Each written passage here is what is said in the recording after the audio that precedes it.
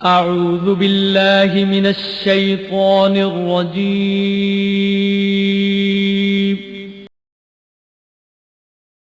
بسم الله الرحمن الرحيم.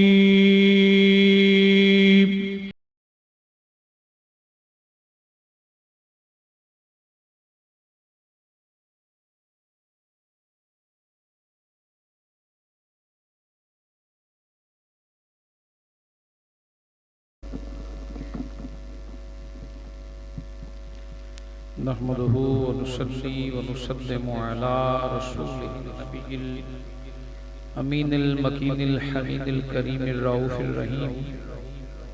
أما بعد فأعوذ بالله من الشيطان الرجيم. بسم الله الرحمن الرحيم. قالوا بلى قد جاءنا نذير فكذبنا وقلنا ما نزل الله من شيء إن أنتم إلا في ضلال كبير. وقالوا لو كنا نسمع أو نعقل ما كنا في أصحاب السعير فاعترفوا بذنبهم فسحقا لأصحاب السعير. إن الذين يخشون ربهم بالغيب لهم مغفرة وأجر كبير. صدق الله العظيم صدق رسوله النبي الأمين ونحن على ذلك لمن الشاهدين والشاكرين والحمد لله رب العالمين. قال الله تبارك وتعالى في شان حبيبه مخبرا وآمرا إن الله وملائكته يصلون على النبي يا أيها الذين آمنوا صلوا عليه وسلموا تسليما. اللهم صل على سيدنا ومولانا محمد وعلى آل سيدنا ومولانا محمد وبارك وسلم وصل عليه. الصلاة والسلام عليك يا سيدي يا رسول الله. الصلاة والسلام عليك یا سیدی یا حبیب اللہ وعلا آلکا وصحابیکا یا خاتم النبیین. بعد حمد والصلاة فی عظمت النبی صلی اللہ علیہ وآلہ وسلم. انتہائی واجب الاحترام معزز سامعین دوستان عزیز، ایک بھائی نے ایک چھوٹا سا سوال پوچھا ہے. سوال عقیدے کے حوالے سے ہے. یا رسول اللہ المدد یا رسول اللہ کہنا جائز نہیں ہے. تو یا رسول اللہ کہنا جائز ہے لیکن المدد یا رسول اللہ کہنا جائز نہیں ہے. تو بات دونوں ذہن نشین کر لیں. مدد دینے والا صرف اللہ ہی ہے. مدد دینے والا جب کہتے ہیں ایاکا نعبد و ایاکا نستعین، ہم تیری ہی عبادت کرتے ہیں اور تجھ ہی سے مدد مانگتے ہیں. تیری ہی عبادت کرتے ہیں اور تجھ ہی سے. اس میں کوئی شک نہیں ہے ہر طرح کی مدد، چاہے دنیاوی ہو، چاہے دینی ہو، چاہے اخروی ہو، چاہے روحانی ہو، ہر طرح کی مدد اللہ ہی کرتا ہے. اگر کوئی شخص یہ رکھے کہ مجھے اللہ نہیں بچائے گا یہ ڈاکٹر بچا لے گا، وہ شخص مشرک ہوا. جو شخص یہ کہے کہ مجھے اللہ نہیں دے گا پیر دے دے گا، وہ مشرک ہے. جو شخص یہ کہے اللہ نہیں دے سکتا نبی دے دے گا، وہ بھی مشرک ہے. وہ کیا ہے؟ تو کیسے پھر تطبیق کیسے کریں گے؟ دینے والا اللہ ہے. دینے والا اللہ ہے. یہ اس نے بنائے ہیں سبب. کیا بنائے ہیں؟ بولیے اونچی بولیے. یہ بات ذہن نشین رکھ لیں. ڈاکٹر نے دوائی دی، شفا کس نے دی؟ تو ڈاکٹر نے تو نہیں دی. جو یہ کہے کہ میری مدد ڈاکٹر نے کی اللہ نہیں کر سکتا تھا، یعنی جو حق اللہ کا ہے وہ آپ اللہ کے کسی غیر کے لیے کریں، کسی بھی غیر کے لیے کر دیں تو وہ آپ مشرک ہیں. اور یہ المدد یا رسول اللہ کہنا کہ کوئی مدد نہیں کر سکتا میری، اللہ بھی نہیں کر سکتا میری مدد تو نبی کر سکتے ہیں، ایسا کہنے والا مشرک ہے. یہ کہے اللہ مدد کرتا ہے لیکن نبی کے وسیلے سے کرتا ہے. اور پھر اس طرح ڈاکٹر کو کہتے ہیں دوائی دے، اسی طرح رسول پاک کی بارگاہ میں جا کر کہتے ہیں اے اللہ کے رسول مدد کریے، اللہ میرے گناہ معاف کر دے. کیا کہنا ہے؟ یا رسول اللہ مدد کیجئے، اللہ میرے گناہ. قرآن میں ہے وَلَوْ أَنَّهُمْ إِذْ ظَلَمُوا أَنفُسَهُمْ جاؤکا، یہاں ہو سکتا تھا نا جاؤ اللہ، جو گناہ کر بیٹھے، جانوں پر ظلم کر بیٹھے تو وہ اللہ کی جانب آتا، لیکن جاؤ کا اے حبیب انہیں کہہ دے وہ تیرے پاس ظلم جانوں پہ کیا تو گناہ کر کے، اپنے رب کی نافرمانی کر کے، اللہ کی بارگاہ میں گناہ کیا تو مدد کے لیے کہا ہے جاؤ کا تیرے دروازے پر آ جائیں، فاستغفر اللہ پہنچے تیرے دروازے پر معافی اللہ سے، پہنچے تیرے دروازے پر اور معافی، چوری کی اللہ ناراض ہوا، زنا کیا اللہ ناراض ہوا، شرک کیا اللہ ناراض ہوا، اللہ کی نافرمانیاں کی، اب ہوا کیا؟ کہا کہ در رسول پر آؤ، وہاں واستغفر لہم الرسول، میرے رسول بھی تمہارے حق میں استغفار کر دیں، لوجد اللہ توابا الرحیما، بخشنا تو اللہ نے ہے، لیکن نبی کی زبان سے نکلنے کے بعد اللہ کو تم توبہ قبول کرنے والا اور رحم کرنے والا۔ تو میں سمجھتا ہوں کہ جس طرح ڈاکٹر کے پاس جا کر جسمانی دوائی لی جا سکتی ہے، اللہ کے ولیوں اور اللہ کے نبیوں کو بھی روحانی مدد کے لیے بلایا جا سکتا ہے، لیکن دیتا اللہ ہی ہے۔ دیتا کون ہے؟ جو یہ کہے کہ میں نے پتر نہیں ملیا، پتر میں نے پیر نے دیتا، مشرک ہے۔ بیٹا اللہ نے دیا ہے، پیر نے تو دعا کی ہے، باپ نے دعا کی ہے، نبی نے دعا کی ہے، ولی نے دعا کی ہے، وہ تو دعا کرتے ہیں، مانگتے وہ بھی اللہ سے ہیں۔ اللہ کے نبیوں کا، اللہ کے ولیوں کا اللہ سے کوئی جھگڑا نہیں ہے، یہ سارے اللہ کی جماعت ہے۔ یہ سارے کون ہیں؟ یہ اس رب کی مانتے ہیں، اور جب یہ ہاتھ اٹھا لیتے ہیں تو اللہ ان کی مان لیتے ہیں۔ کچھ سمجھ آئی اس بات کی؟ تو یہ کوئی وکھرا بوا نہیں ہے، اور ان کا مقابلہ بھی اللہ سے۔ کہاں انسان انسانیت کے مقام میں ولی کے مقام پر آئیں؟ اس عنوان پر ہماری بڑی ڈیٹیل میں بات ہوئی تھی، تو میں بس اتنا کہوں گا، اگر کوئی یہ عقیدہ رکھ کے کہے کہ مجھے اللہ نہیں دے سکتا، نبی ہی دے سکتا ہے، تو یہ وہ شخص مشرک ہے۔ اور یہ عقیدہ رکھے اللہ نے دینے کا اختیار نبی کو دیا ہے، اللہ دیتے ہیں، نبی کے دروازے سے دیتے ہیں، تو وہ مشرک نہیں ہے، وہی تو پکا مومن ہے، وہی تو پکا۔ تھوڑا چی بولی، انما انا قاسمن، میں تقسیم کرنے والا ہوں، بانٹنے والا ہوں، واللہ یعطی اور واللہ معطی، دونوں طرح کے کلمات سرکار نے بیان فرمائے۔ اللہ مجھے دینے والے ہیں، وہ عطا کرنے والے ہیں، میں بانٹنے والا ہوں، تقسیم کرنے والا ہوں۔ تو دینے والا کون ہے؟ اسی طرح جب دعا کروانے کے لیے نبی کی بارگاہ میں آئے تو آقا کریم نے دعائیں کی یا نہیں کی؟ بولیے، بارش نہیں ہو رہی تو آئے کس کے دروازے پہ؟ نبی پاک کے پاس۔ تو صحابہ کو نہیں پتا تھا کہ اللہ سے مانگے جا کر، وہ جانتے تھے کہ اللہ دے گا جب ہاتھ نبی اٹھا لیں گے۔ ٹھیک ہے نا، دے گا کون؟ جیسے ہم ڈاکٹر کے پاس گئے تو ڈاکٹر نے مدد کی، شفا کس نے دی؟ وکیل کے پاس گئے، وکیل نے مدد کی، اور یہ کہے کہ مجھے اس مقدمے سے اللہ نہیں چھڑا سکتا، یہ وکیل چھڑا لے گا، تو مشرک ہے۔ جو یہ کہے اللہ نے چھڑانا ہے، سبب اس بندے کو بڑھایا ہے، وہ بندہ مشرک نہیں ہے۔ تو وکیل کی مدد بھی جائز، ڈاکٹر کی مدد بھی جائز، دکاندار کی مدد بھی جائز، اور نبیوں اور ولیوں کی مدد بھی۔ اب سمجھ آئی اس بات؟ ہاں، یہ بات ذہن نشین رکھا کریں۔ چھوٹا سا بنیادی جملہ ہے جو میں نے قرآن پاک کی آیت کریمہ تلاوت کی ہے، یہ سورہ ملک شریف کی ایک آیت ہے جس میں کافروں سے کہا جائے گا وَلِلَّذِينَ كَفَرُوا بِرَبِّهِمْ عَذَابُ جَهَنَّمَ وَبِئْسَ الْمَصِيرُ، یہ کافروں کو کہا جائے گا کہ کافروں کے لیے عذاب بنایا گیا جہنم کا، اور وہ اس میں ہمیشہ رہنے والے ہوں گے، اور کتنا برا عذاب ہے۔ انہی کافروں سے کہا جائے گا کیا تم اتنے سرکش ہو گئے؟ کلما القی فیہا فوج سالم خزنتھا الم یاتکم نذیر، اتنے بڑے جو سرکش تھے تم، بتوں کو پوجنے والے تھے، تو تمہارے پاس کوئی ڈرانے والا نہیں آیا؟ تمہارے پاس کوئی ڈرانے والا نہیں آیا تھا کہ جہنم میں جاؤ گے؟ تو وہ جواب میں کیا کہتے ہیں؟ وہ کہنے لگے قالوا بلا، بے شک وہ کہتے ہیں آیا ہمارے پاس، کون؟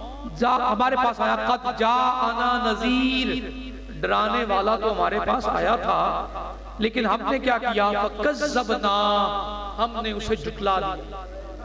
ڈرانے والا تو آیا تھا، ہم نے اسے ڈرانے والا تو آیا تھا، ہم نے اسے فَكَذَّبْنَا، ہم نے اسے صرف جھٹلایا ہی نہیں، وَقُلْنَا، اور ہم نے اس سے کہا مَا نَزَّلَ اللَّهُ مِنْ شَيْءٍ، آپ ایسے ہی کہہ رہے ہو یہ تو اللہ نے کبھی نہیں اتارا، آپ اپنی طرف سے کہہ رہے ہو اللہ نے ایسا کچھ نہیں اتارا، ان انتم الا فی ضلال کبیر، بلکہ آپ تو بہت بڑی گمراہی میں ہیں۔ ڈرانے والوں کو کہا آپ تو بڑی گمراہی میں۔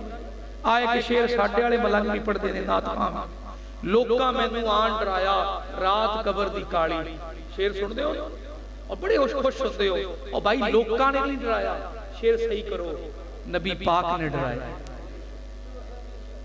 لوکاں نے نہیں ڈرایا، لوکاں دی کیا اوقات ہے؟ یہ شان نبی دی ہے، یہ سرکار دے خلاف جملہ ہے، لوکاں میں نو آن ڈرایا۔ مبشرن و نذیرن، نذیر کس دی شان ہے؟ نبی پاک، نذیر کس دی شان ہے؟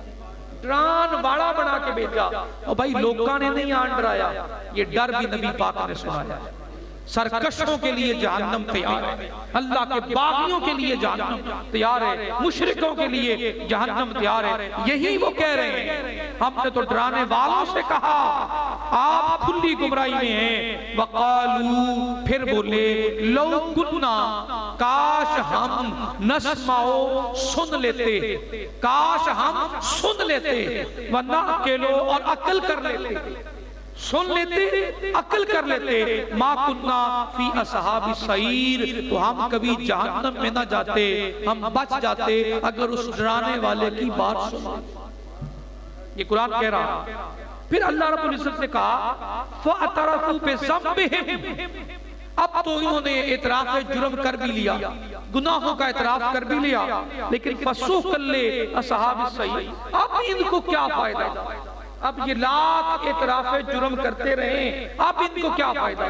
ڈرانے والے کی بات تو سنی نہیں ہے۔ آگے فرمایا ان ڈرانے والوں کے بعد ان الذین یخشون ربہم، وہ لوگ جو اپنے رب سے ڈر گئے، سبحان اللہ، بالغیب لہم مغفرۃ اجر کبیر، ان کے لیے اللہ رب العزت نے بخشش اور مغفرت کا اعلان فرمایا اس رب کے ساتھ جنہوں نے ڈر کر تعلق بنایا، وہ بھی اللہ کی بارگاہ میں اجر والے۔ اب یہ دو تین باتیں اس عنوان میں شامل ہو رہی ہیں۔ سب سے پہلی کہ ڈرایا ہے تو اللہ نے ڈرایا ہے اور اللہ کے رسول نے ڈرایا ہے، اور جو رسول پاک نے بتایا ہے وہی اللہ کا حکم آیا ہے، اور جو رسول پاک کی زبان سے نکلا ہے وہی حق ہے۔ یہ شعر نہ پڑھا کریں، کوئی نعت خواں پڑھ رہا ہو تو اسے سمجھا دیں کہ یہ کم علمی ہے۔ لوکاں میں نو آن ڈرایا رات قبر دی کالی، میں سنیا اتھے انہیں آنا، سنیا نہیں ہے سانو یقین ہے، سنیا نہیں ہے سانو یقین ہے، اتھے انہیں آنا ہے جنہ دے منڈے کملی کالی۔ لوکاں نے نہیں ڈرایا، قبر کی کالی راتوں سے خود رسول پاک نے، اور کہا کہ سب سے سختی والا لمحہ قبر کی پہلی رات ہوگی اور جو بتائے گی تیری اگلی زندگی کیسے ہوگی۔ یہی کہہ رہے تھے کہ ڈرانے والا تو آیا تھا پر ہم نے سنی نہیں، ہم نے تمہیں گمراہ کہہ دیا، ہم نے کہا تمہیں عقل نہیں ہے، کاش ہم سن لیتے، کاش ہم مان لیتے، کاش ہم ان کی بات سے ڈر جاتے تو کبھی بھی ہم اس جہنم کی آگ میں نہ آتے۔ تو قرآن کہتا ہے آج اعتراف جرم کر کے بھی کھڑے ہو تو کک حاصل نہیں ہے، ماننا تب چاہیے تھا جب تم زندہ تھے اور تمہیں ڈرانے والا میرے عذاب سے ڈرا رہا تھا۔ کچھ بات سمجھ آئی؟ کوئی نہیں؟ آقا کریم صلی اللہ علیہ وسلم کا یہ مقام ہے، انہوں نے تمام انسانیت کو جن کے وجود گناہوں کی زد میں آئے ان کے لیے نبی پاک نے عذاب کی وعدیں سنائی، اور جو رسول پاک کے فدا ہوئے ان کے لیے جنت کی خوشخبریاں سنائی۔ دونوں طرح کے لوگ آئے، کچھ کے لیے اصلاح آئی تو سرکار کی محبت سے اصلاح ہوئی، کچھ کے لیے اصلاح آئی تو عذاب کی وعیدوں سے ہوئی۔ یہ دونوں طرح کی مٹی ہے، ایک سخت ہے ایک نرم ہے۔ کسی کو تو کریم آقا کی چہرہ نظر آیا اور کلمہ پڑھ کے ایمان لے آیا، اور کسی کو سرکار کے سامنے آ کر مانگنا پڑا، اگر وہ درخت چل کر آئے اور آپ کی بارگاہ میں سلام پیش کرے تو میں کلمہ پڑھ لوں گا۔ درخت کو آنا پڑا، سرکار نے بلایا، پھر اس نے کلمہ پڑھا۔ کسی نے سن کر پڑھا، کسی نے دیکھ کر بھی نہیں پڑھا، ہاتھوں میں موجود کنکریوں نے کلمہ سنایا، جس کے ہاتھوں میں تھی وہ دیکھ کر بھی نہ پڑھ سکا۔ تو یہاں بات کلیئر ہے، مزاج الگ الگ ہیں۔ جنہوں نے مان لیا ان پر اللہ کے انعامات ہی انعامات ہیں، اور جنہوں نے انکار کر دیا ان کے لیے اللہ کی وعیدیں ہی۔ آقا کریم نے کسرا بادشاہ کو خط لکھا۔ بادشاہ کسرا ایران کا بادشاہ تھا، اس کو میرے سونے محبوب نے خط لکھا، حضرت عبداللہ ابن حذافہ کے ذریعے خط بھیج دیا۔ آپ گئے اور جب جیسے ہی پہنچے رستے کی ساری صورتیں تنہا اکیلے گئے، پیغام لے کر سرکار کا گئے تو وہاں پہنچے تو اس نے پورے کسرا کے جو جتنے بھی لوگ تھے انہوں نے دیکھا، اور آپ نے کہا کہ میں رسول پاک کا خط لے کر آیا اور بادشاہ کسرا کو دینا ہے۔ حضرت عبداللہ ابن حذافہ سہمی رضی اللہ تعالیٰ عنہ نے تو اس نے جتنے بھی لوگ تھے کھڑے کیے ہوئے کسرا نے ان سے رابطہ کرنے کے بعد آپ نے کہا خط بادشاہ تک پہنچانا ہے۔ بادشاہ کو خبر ملی کہ عرب سے ایک شخص آیا ہے جو رسول پاک کا خط لے کر آیا ہے۔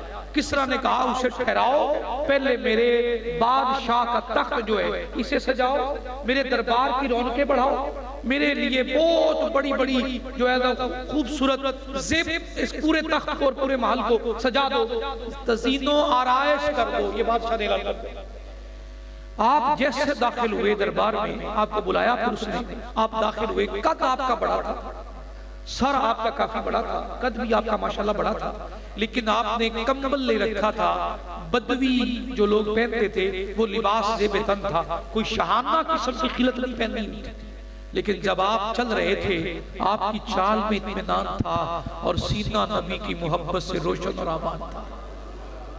ہدایت یافتہ تھے، اللہ کے رسول کے ہدایت یافتہ خوبصورت ترین صحابہ میں سے تھے۔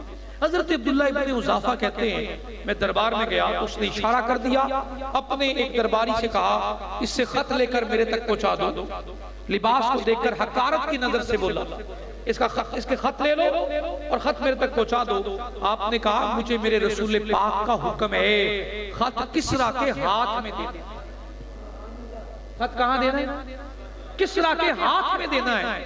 اس نے کہا چھوڑ دو، اسے آنے دو۔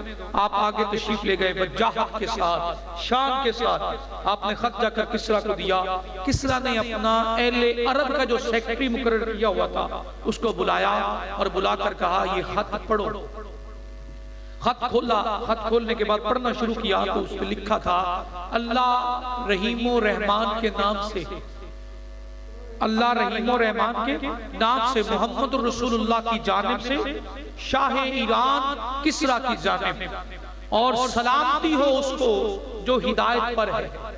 یہ کلمات آقا کریم کے ابھی بھی اتنے پڑے ہی تھے، بادشاہ کو تیش آ گئے، غصے میں یہ جو نسیں تھی پھول گئی، غصے میں غضبناک ہو کر خط پکڑتا آیا، پکڑ کر معاذ اللہ استغفر اللہ خط کے ٹکڑے ٹکڑے کر پورا مدعا نہیں پڑا کہ اندر لکھا ہوا کیا ہے، اندر لکھا ہوا کیا ہے سارا نہیں جانا، خط کے ٹکڑے ٹکڑے کر دیے اور خط کے ٹکڑے ٹکڑے کرنے کے بعد کہا اسے میرے دربار سے نکال لو۔ وہ ہے کون؟ میرا غلام ہو کر مجھے پیغام بھیجنے والا وہ ہے کون؟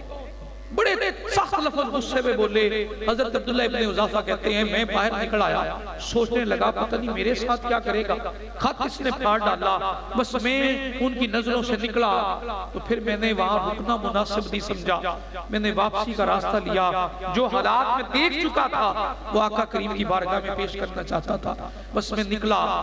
اگلے دن اسے کہا کہ ذرا عبداللہ ابن حذافہ کو لاؤ نا۔ جب غصہ ٹھنڈا ہوا تو لوگ ڈھونڈنے لگے تو کہیں نہ ملا، مجھے نہ پا سکے، عرب کے راستوں تک میری تلاش کی تو میں نہ ملا۔ میں دربار رسول میں آیا، آقا کریم صلی اللہ علیہ وسلم کو سارا ماجرا سنایا۔ حضور اس نے اس طرح کیا، آپ کا خط لیا، اس نے یہ لفظ بولے، ایسے اس نے خط پھاڑ دیا، سونے محبوب کے لفظ نکلنے تھے، کسریٰ کی تقدیر بھی لکھی جانی تھی۔ آپ نے ارشاد فرمایا اس نے ہمارا خط پھاڑا، اللہ اس کی سلطنت کے ٹکڑے ٹکڑے کر دے، اللہ اس کی سلطنت کو پھاڑ دے۔ یہ کلمات بولو۔ کسریٰ نے کہا نہیں ملا، چلو ٹھیک ہے، کوئی پیغام دینے والا بلاؤ، قاصد کو بلایا، ایک خط لکھا یمن کے حاکم کے نام، بازم اس کا نام تھا، اس کے نام میں خط لکھا، اور خط میں لکھا کہ 2 جوان تگڑے بیٹھو، جس نے حجاز میں آ کر نبی ہونے کا دعویٰ کیا اسے پکڑ کر میرے دربار میں پیش کریں۔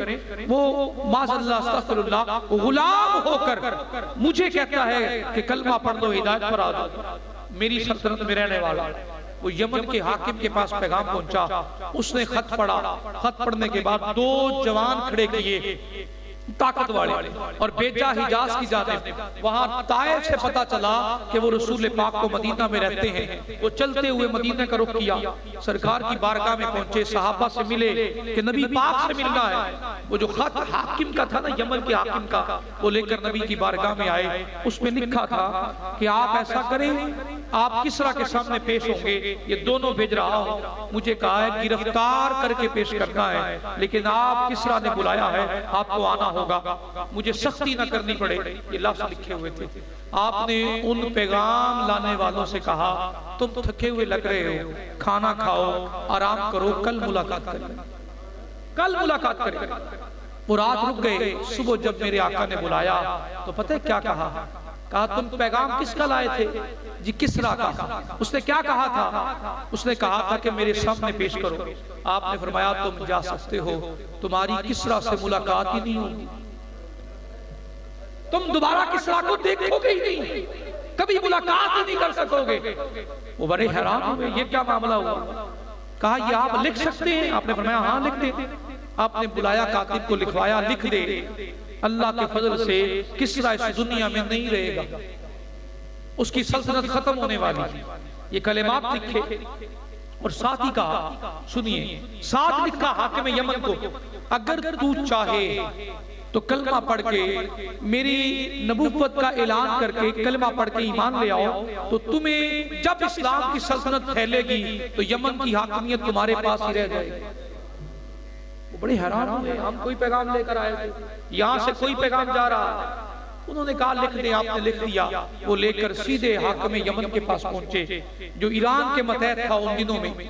جیسے ہی وہاں پہنچے، سرکار کا خط پیش کیا، اس نے پڑھا، پڑھنے کے ساتھ بھی رکھا ہی تھا تو کسریٰ کی جانب سے جو تھا ایران کی طرف سے، وہ بادشاہ ایران کا خط بھی پہنچا، اس میں لکھا ہوا تھا بادشاہ کے بیٹے شرویا کی جانب سے حاکم یمن کے نام۔ بادشاہ کے بیٹے کسریٰ جو آج نہیں رہا، میں نے اسے اپنے ہاتھوں سے قتل کر دیا، اس کے بیٹے نے قتل کر دیا۔ یہ میرے قبیلے کے خلاف فیصلے دے رہا، میرے قبیلے کے لوگوں کو گرفتار کر رہا، قید کروا رہا تھا، قتل کر رہا تھا، ان کی عورتوں کو نوکرانیاں بنا رہا تھا۔ میں نے ختم کر دیا، اے حاکم یمن، میرے لیے یمن والوں کی بیعت لو۔ وہ حاکم یمن نے اس کے خط کو اٹھا کر پھینک دیا، سرکار کے خط کو اٹھایا، اٹھا کر ہونٹوں سے لگایا، کہا قربان کیوں نہ جاؤں اس رسول پاک پر جنہوں نے وہاں بیٹھے، وہ مقدس زمین پر ہیں، مدینہ میں بیٹھ کر کسریٰ کے حالات بھی جانے، مستقبل کی بھی خبر دی۔ اب یہ غلام ہوگا تو رسول پاک کا کلمہ پڑھ کے ایمان لے آئے گا۔ پورا یمن نبی پاک کا کلمہ پڑھ کے ایمان کی سرزمین بن گئی، پورا یمن سرکار کا غلام ہوگا۔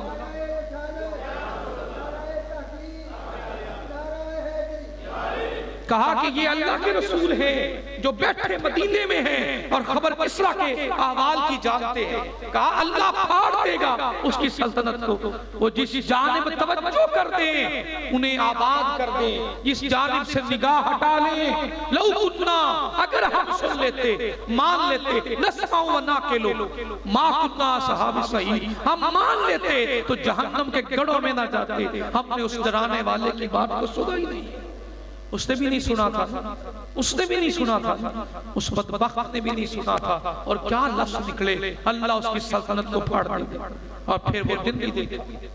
اس کے بیٹے نے اسے قتل کر دیا اور بالکل کسی ناحق قتل کر دیا، کوئی اس کے اوپر کسی عمر کا کوئی دیت بھی نہیں ہے، کوئی پوچھنے والا بھی نہیں، تو بادشاہوں کی بادشاہ بھی قائم ہے تو رسول خدا کی عنایتوں سے۔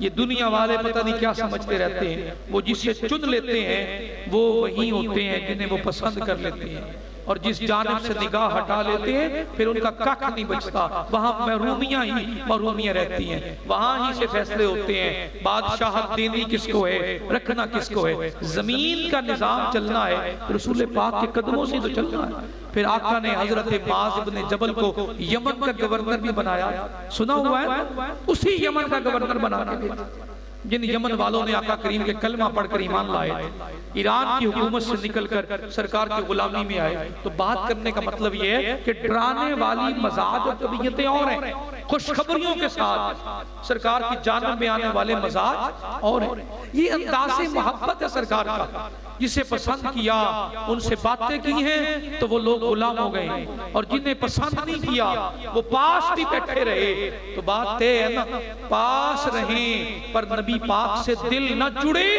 تو بندہ ابو جہل ہو جاتا ہے، ابو لہب ہو جاتا ہے، عتبہ اور شیبہ ہو جاتا ہے، اور دور رہے دل رسول پاک کی ذات کے ساتھ جڑ جائے، بندہ ملاقات نہ بھی کر سکے وہ حضرت اویس کرنی ہو جاتا ہے۔ سبحان اللہ سبحان اللہ، دل رسول پاک کا ہونا لازم ہے۔ جب تک دل رسول پاک کے ساتھ نہیں ہوگا ہماری دنیا میں بھی کوئی کامیابی نہیں ہے، اور اگلے جہانوں میں بھی ہماری کوئی کامیابی نہیں ہے۔ یہ بات لکھ لیں اور یاد کر لیں، ہم جس دور میں بھی آئیں، ہماری نسلیں آئیں، ہماری اولادیں آئیں، سب رسول پاک کی غلام ہیں۔ ایک شخص نے کتاب لکھی، 100 عظیم ہسٹری کے لوگ، 100 عظیم لوگ لکھے، ان میں سب سے ٹاپ آف دا لسٹ لکھا تیرے میرے نبی پاک صلی اللہ مجھے بولیے صلی اللہ علیہ وآلہ وسلم تھا عیسائی۔ دوسرے نمبر پہ لکھا نیوٹن کو، آئزک نیوٹن کو۔ تیسرے نمبر پہ لکھا حضرت عیسیٰ علیہ السلام کو۔ عیسائیوں نے شور ڈال دیا، تو نے سب سے پہلے مسلمانوں کے نبی کو کیوں لکھا، سب سے پہلے نبی پاک کا نام کیوں لکھا، ان کی ذات کو ڈسکس کیوں کیا، تو عیسائی تھا۔ اس نے کہا میں تمہیں ابھی بتاتا ہوں، ہال بھرا ہوا تھا، لوگوں کا مجمع عام تھا۔ اس نے کہا اس ہال میں کتنے مسلمان بیٹھے ہیں؟ مسلمانوں نے ہاتھ کھڑا کہ نہیں کھڑے ہو جاؤ، مسلمان کھڑے ہو گئے۔ اس نے سٹیج سے کھڑے ہو کر کہا تم میں سے کتنے ہیں جو اپنے نبی کی خاطر جان دے سکتے ہیں؟ اپنے سٹیج پہ کھڑے اس نے کہا تم میں سے کتنے ہیں جو اپنے نبی کے نام پہ جان دے سکتے ہیں، اپنے بچوں کو قربان کر سکتے ہیں؟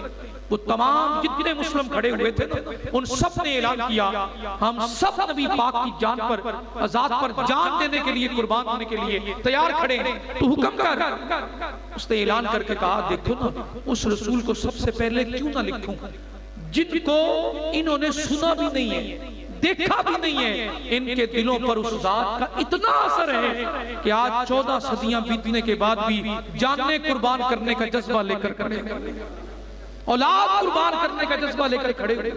کیوں نہ میں ان کو پہلے نمبر پر لکھوں؟ کیسے عظیم انسان ہے وہ، شان والے انسان ہے وہ، اتنا اثر کسی شخصیت کا نہیں دیکھا جو ذات مصطفیٰ کا دیکھا ہے۔ صدیاں بیتی پر رسول پاک کا اثر ختم نہیں ہوا۔ یہ بن ملے بغیر سنے آج جانیں قربان کر رہے ہیں، تو جنہوں نے دیکھا اور سنا ہوگا وہ رسول پاک پہ کیسے فدا ہوتے ہوں گے۔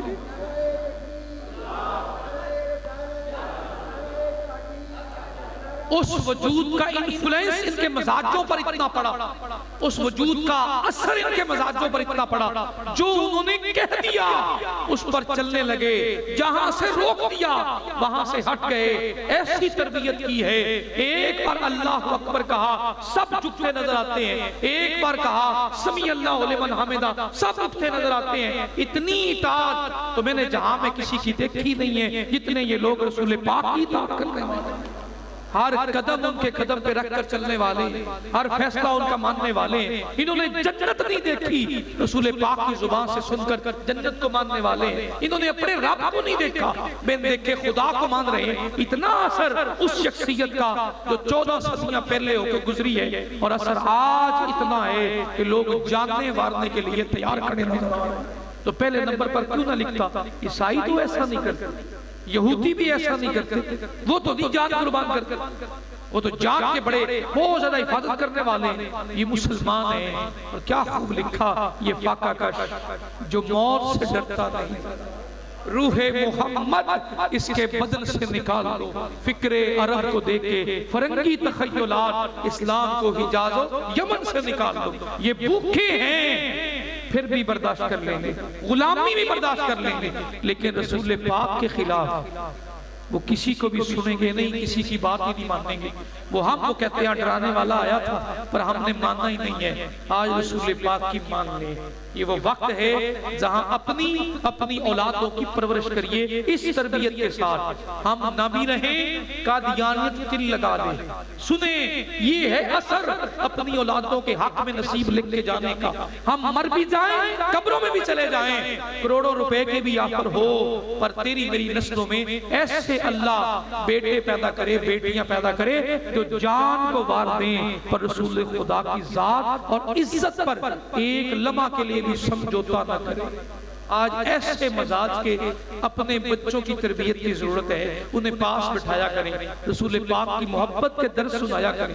دوستان عزیز، جب تک حسین کے حسن کا پتایا ہی نہیں جائے گا تو پتہ کیسے چلے گا وہ کتنے سونے تھے؟ جب تک ان کی شانیں بتائی نہیں جائیں گی۔ آج ہمارے بچے اس میڈیا کے دور میں آ کر میڈیا کے مرید ہو گئے ہیں اور سمجھنے لگے ہیں کہ یہی حقیقت ہے۔ انہیں نہیں پتا یہ جو انگلیوں کے ذریعے آپ کر رہے ہو بیٹا یہ تو کچھ بھی نہیں ہے، وہ رسول تو اتنی شان والے ہیں، ہاتھ اٹھاتے ہیں تو چاند کے بھی ٹکڑے کر کے رکھ دیتے ہیں۔